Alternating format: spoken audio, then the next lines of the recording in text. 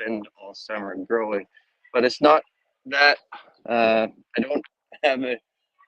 I get to have some fun at work too. So I'll take you guys down my favorite slide here.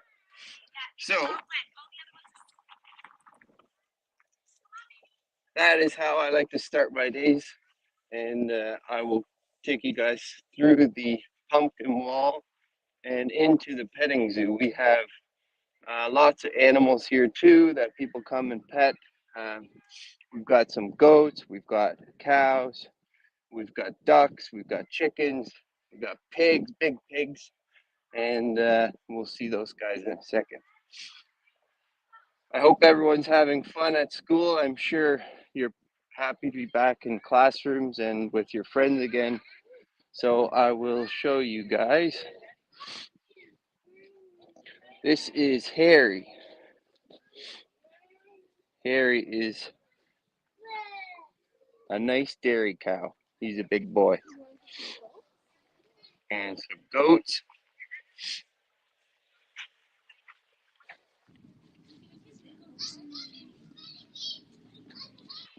What else do we have here today? These are some funny goats. They get to jump on all this playground. They have their own berry playground right now. They're having a sip. Let's see if we can get one of them to jump up here.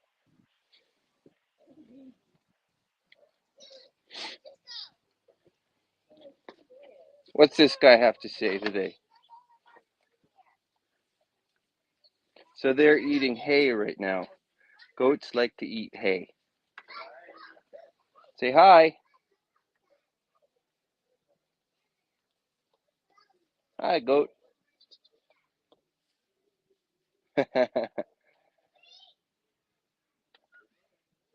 Is he silly or what?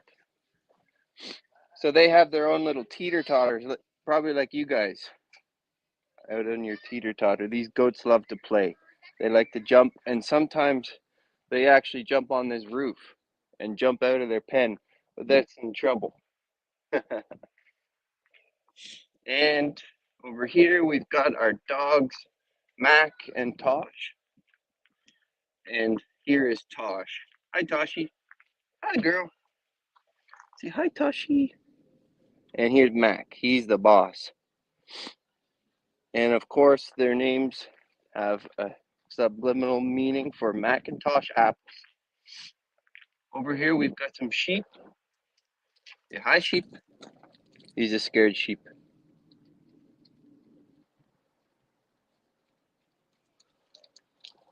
And now I'll show you a big sleeping pig. Say hello, Wilbur. Hey, Wilbur. Wilbur's gonna have a nap.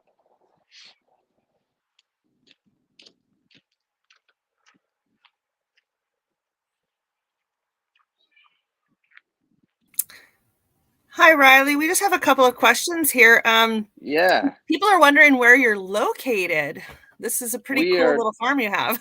we are located in Milton, Ontario. And sorry I didn't mention that before. That's okay. How many different varieties of apples do you guys have?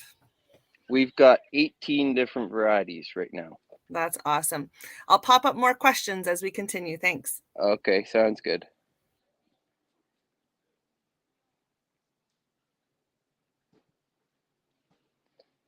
Okay, now I'm in the right screen where I can see the questions.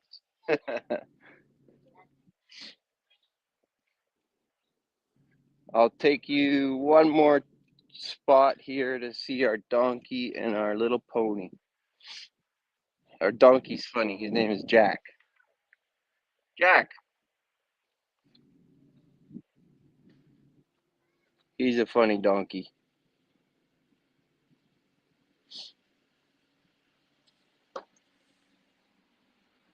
Hi, Miss Violo's class. How are you guys today? So now I'm going to walk us out to the orchard This is the main road where we take all our tractor rides out. Right now, here's some ambrosia apples to the left of me, and some Gala, and some Empire, but we'll walk through here.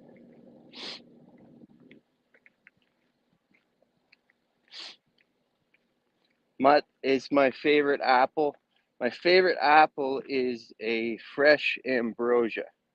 It's we'll walk to one right now, but they're much different than the store-bought grocery store ones. We leave them on the tree for a little longer so they get nice and juicy and full of sugar. So these are them. So this is my office. This is where I spend most of my time. I come here through the winter and we'll prune all these branches off. So I'll take something like that off. I'll take something like that off, just so the sunlight can get at all these apples. The sunshine is very important to us because it makes apples super red. So if we didn't have any sunlight, we would have lots of green apples, but we were lucky this summer. We had lots of them. So we got nice big red apples like this. So when I pick an apple, the trick is to go eye to the sky. So this is the eye of the apple. When we're in blossom time, you'll see pictures of those nice flowers in the orchard.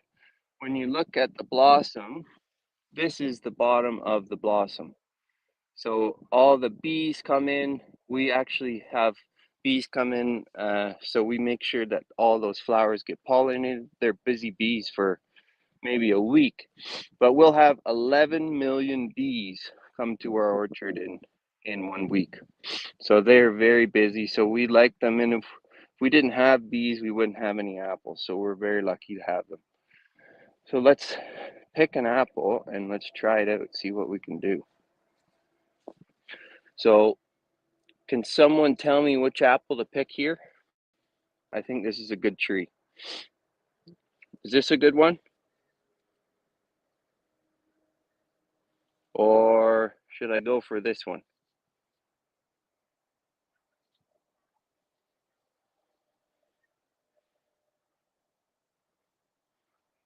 Come on, Miss Violo's class. Tell me what apple to pick.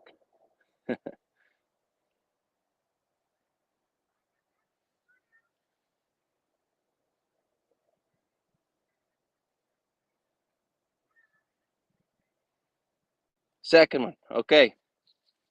So eye to the sky. We've got a nice apple here. So we're going to pick it off.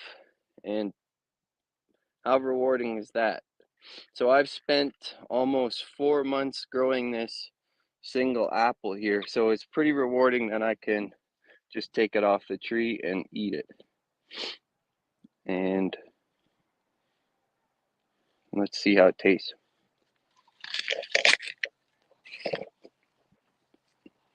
Mmm. That is good. But very big bite. And I probably should have smaller.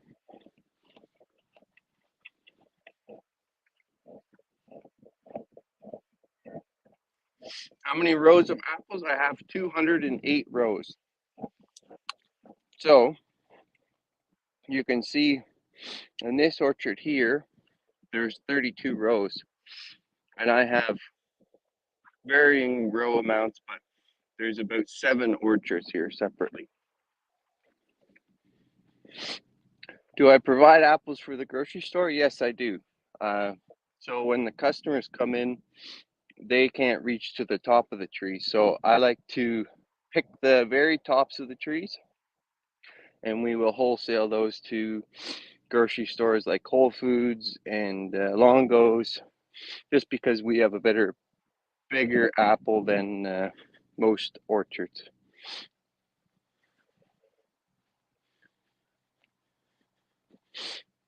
Yes, apples are the best for baking, in my opinion. You can't beat any sort of other fruit for apples. There's so many different options. You can add them to a cheesecake. You can just make them into a sauce. Apples are the best. So, what makes a good farmer, Sandra? That's a good question. If I were to say what makes a good farmer is, I definitely wouldn't make a good desk job worker, that's for sure. I like to be out in the open air. I can't stand sitting down very well, and I'm sure there's a few kids out there that have the same problem. But I was like that when I was a kid, and I always wanted to be a vet or a doctor or something like that. But um, I grew up on a family farm growing corn and soybeans, and well, I went to school at University of Guelph for agriculture, and that's where I fell in love with just growing stuff. Growing stuff is very cool because you see your reward throughout the whole year, and then at the end of the year you can have a final product in your hand that you can eat, which is the coolest part. So I'm in my new orchard that I planted this year. These are uh, Honeycrisp trees that we won't get fruit on for another 3 years. But it's a cool orchard. It's got concrete posts from Italy, believe it or not. So these posts come in, they're about 200 pounds a post, and we're going to grow all the way to that top wire up there. But the thing with apple trees is you can't put fruit on them too early. So if you rush them to grow apples, then you won't get a very good tree. So we have to wait for these trees to grow nice and big and strong before we put any fruit on them. And Ava, I have 50,000 apple trees that I have to look after every year. And these are some of my workers that are going out to pick apples right now. So they're going to go pick the tops of the trees. Right now they're picking Red Delicious, which should be on all your teachers' desks this afternoon. Xavier, I pick probably 10,000 apples a day. Not myself, but we have lots of people here that will come in and pick all of our apples for us.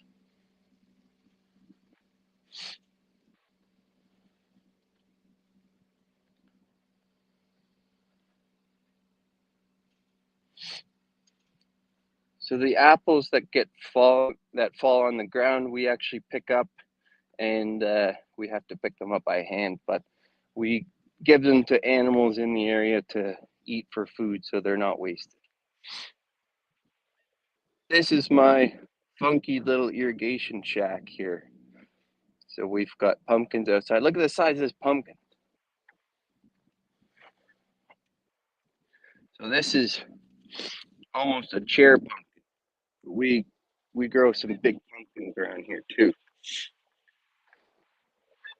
So these trees were planted last year. So they're, like I said before, they don't have or they didn't have apples on them last year, so they could grow nice and tall.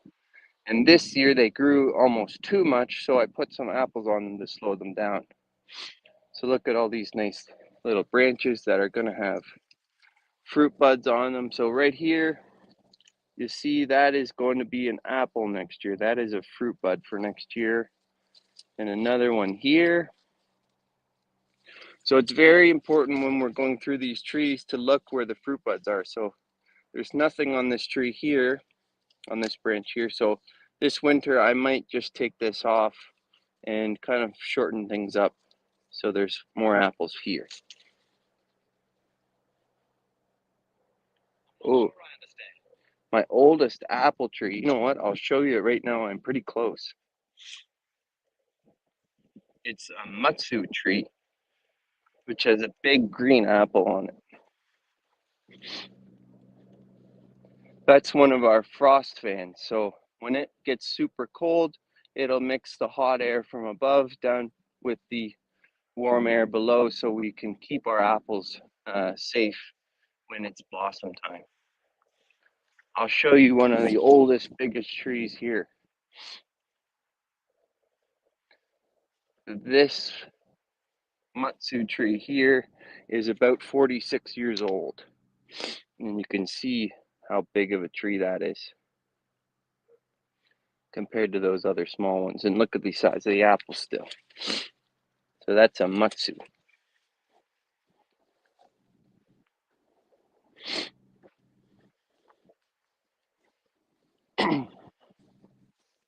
How do I take care of apple trees? Well, I have to give, similar to our kids getting ready for school in the morning, if we relate it to that, I have to give these trees a big breakfast in the spring of fertilizer like nitrogen and potassium so they grow big and strong for the year. And then they push out big apples for me to harvest this year. And then in the winter, they'll be sleeping, and that all the leaves will fall off and they go dormant. And that's when I can come in here and I hand prune all of the apple trees every winter, all 50,000 trees.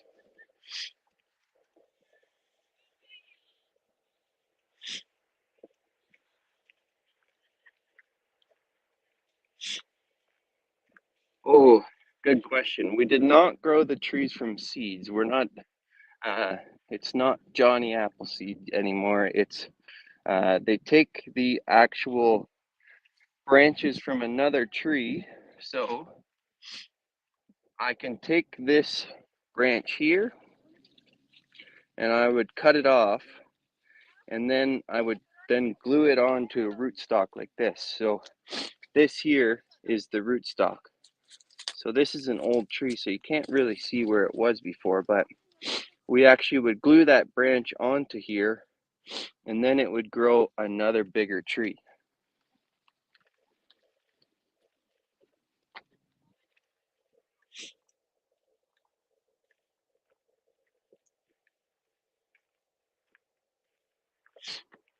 Yes, we're trying to get away from big bushy apple trees like this. The problem with these trees are that the sunlight doesn't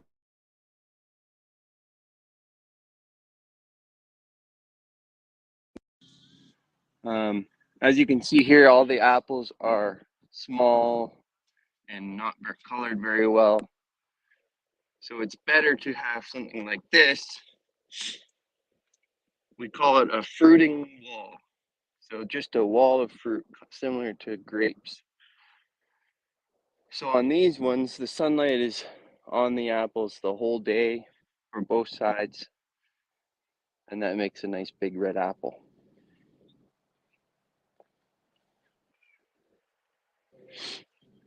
Yes, good question, Jacqueline. For one, with climate change is super hard now. We really don't see much rain anymore, so we've had to install drip irrigation here. So this is feeding the trees water all day long in the summer, and we like to cover it with this straw mulch so we don't use as much water as some other forms of agriculture. So we're slowly dropping water on and trying to preserve it as much as we can. And the thing with climate change is it's varying from year to year. 2 years ago we were very cold, so um, we got much smaller apples and didn't have a very good crop.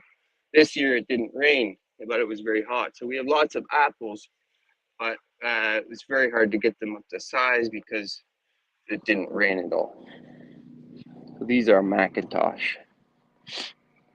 I'm sure lots of you guys like Macintosh. Let's try one.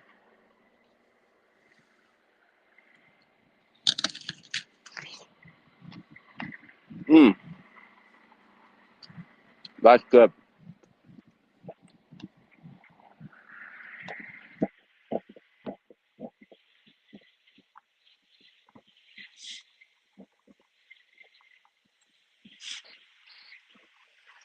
For the most part, it takes about 3 years to grow into a full-size apple tree, maybe even 4 or 5.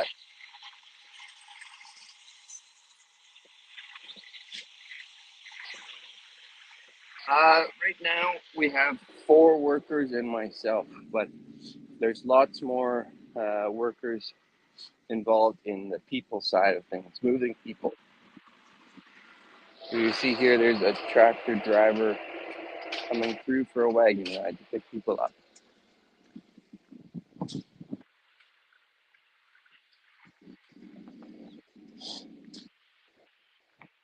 Ooh, Andre, the smallest apple tree to grow fruit. I'll show you right now.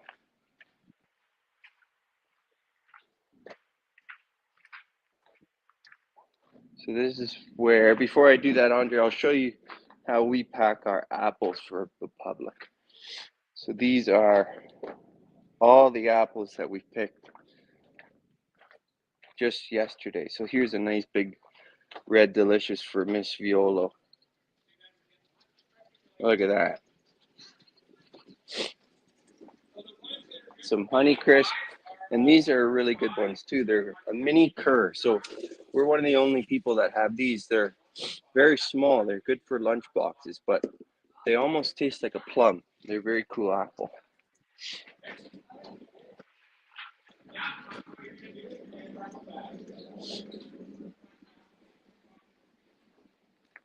Oh, good question, Sebastian. I'll show you something right now. Look at all these pumpkins for you. So this is our pumpkin wall.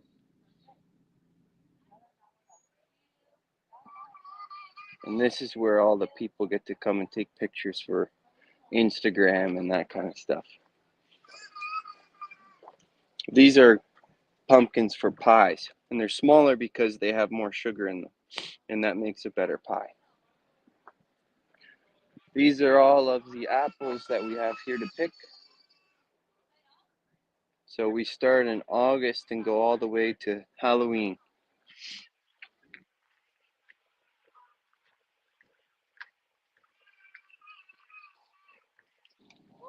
Ooh, I can show you that, Lauren.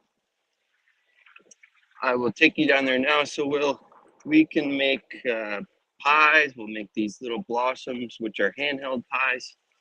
And what else we make? We make a pumpkin apple pie. We make apple caramel. We make apple salsa. We make apple pizza. We make apple cider. And we make hard apple cider for all you teachers during the summer. So here is our corn roast in our main area here. So this farm isn't all about just farming. It's about people. We welcome people to come into our orchard and share a good time and try and act as kids, even though you might not be a kid. So it's big for just having as much fun as you can.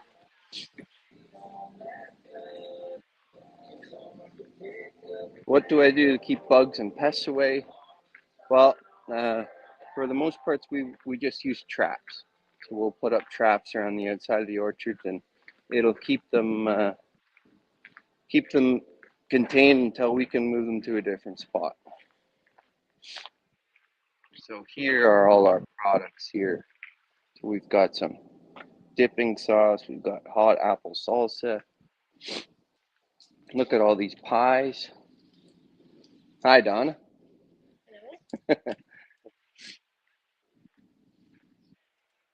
All these pies.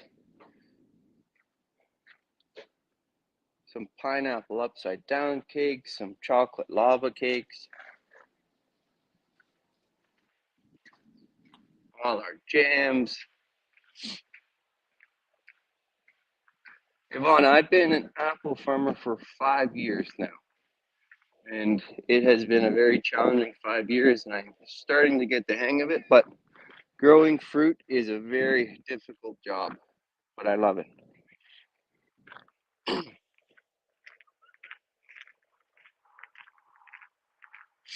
Sarah, you have a crabapple tree at home, and it goes every 2 years because apples are very biennial, which means they take 1 year off and then they will come back next year.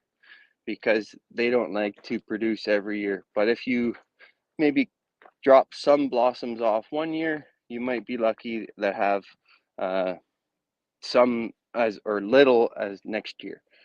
So you have to take some fruit off to get some the next year. So this is the largest campfire you'll probably ever see. So we have some music nights here. So people come and play music. Do you have some tips to grow apple trees at home? Yes. I wouldn't do it. But if you're brave to do it, it will take lots of patience. It'll take lots of soap and water sprays to keep all the bugs away, and lots of time to get that tree up to size.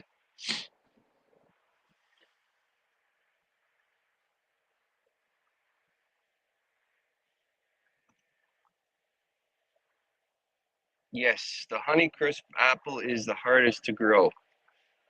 Like someone mentioned before, their tree likes to take 1 year off and 1 year on. Honeycrisp are the worst for that, and also they get lots of little diseases and they get sick. So they're a very difficult apple to grow, which is what makes them more expensive than everything else.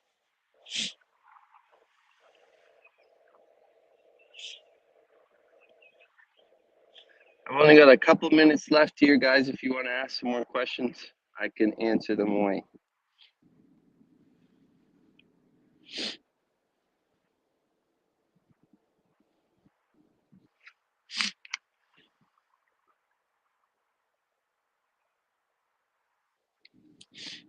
Ooh, the biggest type of apple I have is called the world's biggest apple, and I can walk to it right now.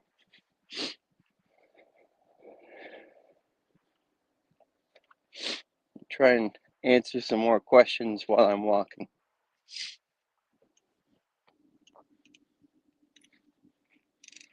Yes, there's lots of apples similar to Honeycrisp. We grow one here called a crested, and we're one of the only farms to grow it. It's from British Columbia, and it's not in grocery stores because it's more delicate than a Honeycrisp, so it can't go through packing lines. So it's a little more delicate, but it's actually better than a Honeycrisp in my opinion.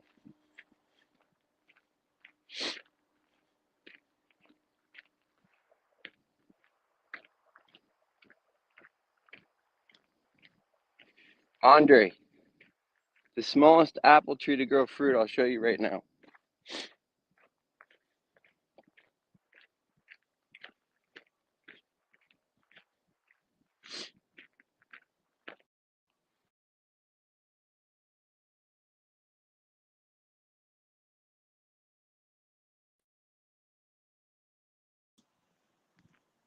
Sorry, I lost you there for a sec. Andre, here's the smallest tree. And here you go. So there's not much there, but it did grow one apple. Just before I go here, I will show you the world's biggest apple.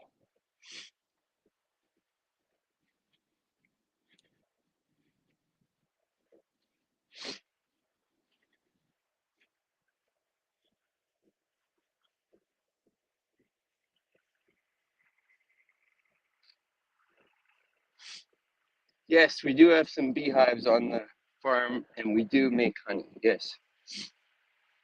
And it actually takes one hive to make about 200 liters of honey in a year. So that's pretty cool. They work pretty hard for a little hive.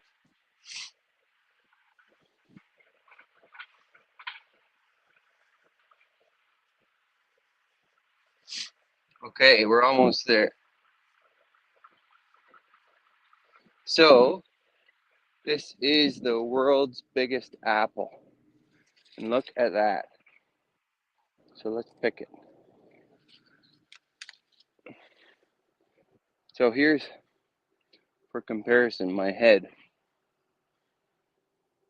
and I can't even get my hands around it. So compared to these ambrosia that we started with, look at the difference of size in that.